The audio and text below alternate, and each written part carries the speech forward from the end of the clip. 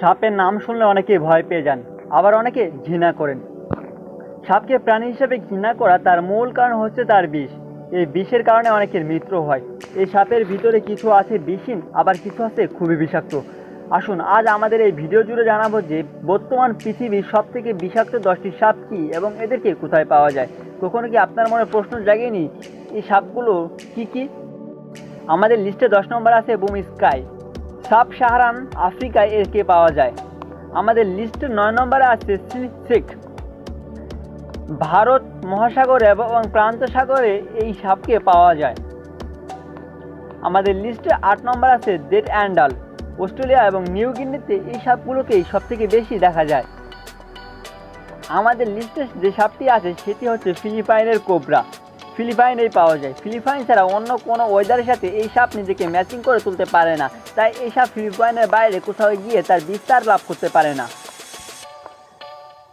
আমাদের লিস্টে 6 নম্বর আছে স্লো ফিক ক্লেট, ভারত, বাংলাদেশ এবং দক্ষিণ পূর্ব এশিয়ায় এদেরকে দেখা যায়। তাছাড়াও বিভিন্ন সময় ইউরোপেও এই সাপকে দেখা যেতে পারে। আমাদের লিস্টের 5 নম্বর আছে টাইগার স্নেক, অস্ট্রেলিয়ার বিভিন্ন অঞ্চলে এদেরকে পাওয়া যায়। আমাদের লিস্টের 4 নম্বরে আছে কিং কোবরা, ভারত, দক্ষিণ পূর্ব এশিয়া এবং ফিলিপাইনে এদেরকে দেখা যায়। আমরা হয়তো কিং কোবরাকে সবাই চিনে থাকি।